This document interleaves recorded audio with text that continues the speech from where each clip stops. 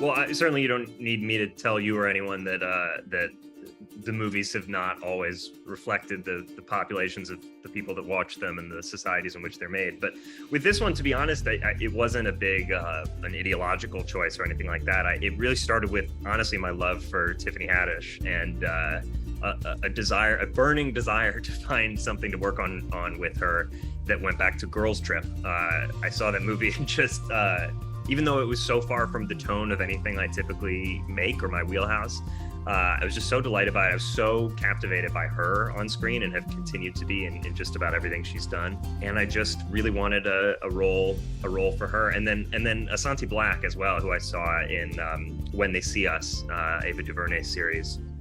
Just again, one of those really rare actors who I would watch him do anything. He's such a compelling guy. Has such a sort of like integrity that oozes off of him in screen, but also this wonderful kind of young quality that felt very right for the character. For me, the casting just started with wanting to work with these two great actors and building the cast around them.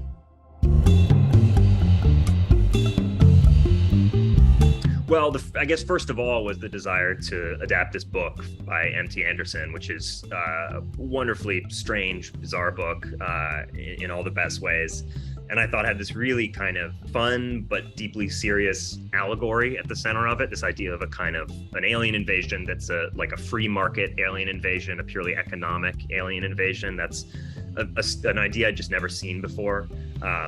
And reading it felt very hard to do as a movie in a way that felt like sort of a gauntlet thrown. It was something that I really wanted to take on. I've made two movies that were both very much set in kind of houses and boardrooms and sort of regular environments. And I wanted to go kind of all out and full genre with something. So it started with that, but as soon as I knew I wanted to work on the book and thought about adapting it, these actors kind of came into focus for me.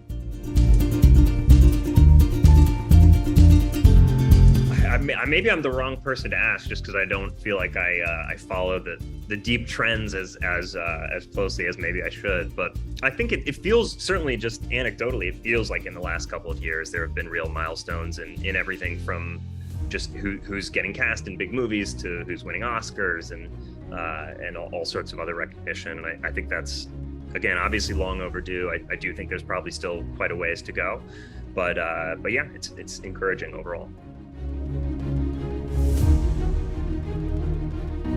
The biggest challenge for me was just this kind of creature design aspect that was so far from anything I'd ever done before. But it did end up being, I think, one of my favorite parts of the process. And a lot of that comes down to my excellent collaborators. I worked with Eric DeBoer, who is a visual effects supervisor, he worked on the famous Tiger in Life of Pi, and then more recently worked with Bong Joon-ho on Okja and that amazing sort of digital super pig.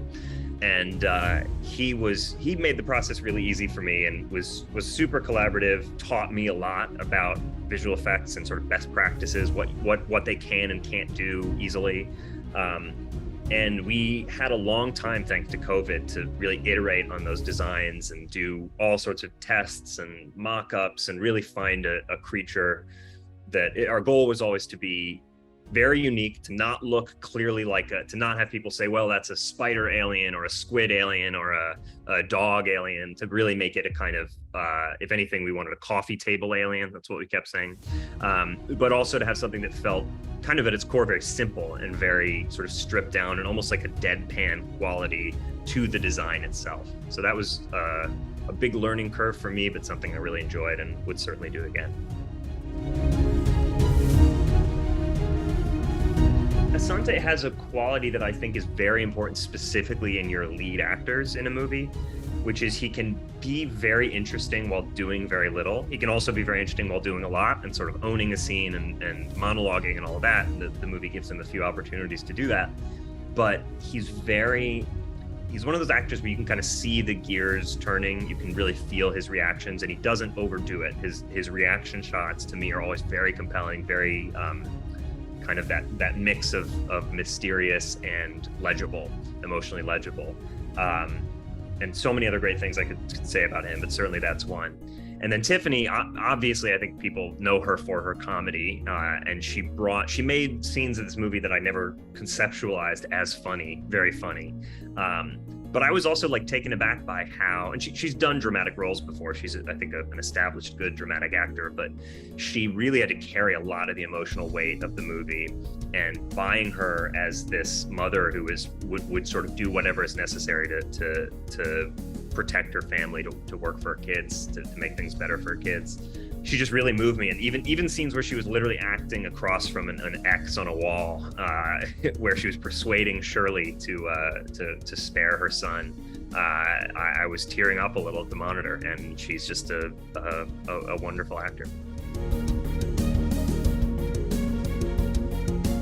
I hope that, above all, it gets people talking. I think it's really cool when movies can give people a vocabulary, whether that's through like memes or through, jokes, metaphors, and can kind of put their finger on a hard to define phenomenon or feeling and put it in kind of cinematic terms. And I certainly hope the movie does that. But yeah, mostly I hope it just gets people talking. I didn't want it to have one strong didactic sort of propagandistic message. I wanted it to raise questions more than give answers. But yeah, I hope people are provoked and intrigued by it.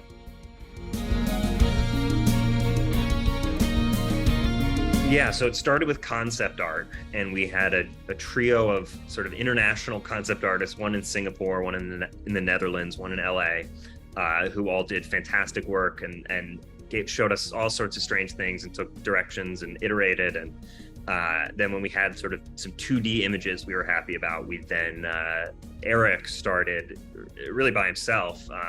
So sort of he's mostly manages other people in these roles, but he sort of rolled up his sleeves and did some work in the software himself.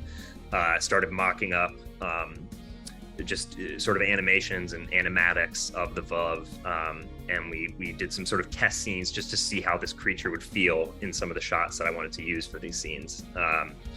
And then, the last process was a very, very long, intensive process with our vendors, actually, animating this frame by frame, which is incredibly time consuming and requires a ton of artistry. And I was not prepared for how comprehensive that process is.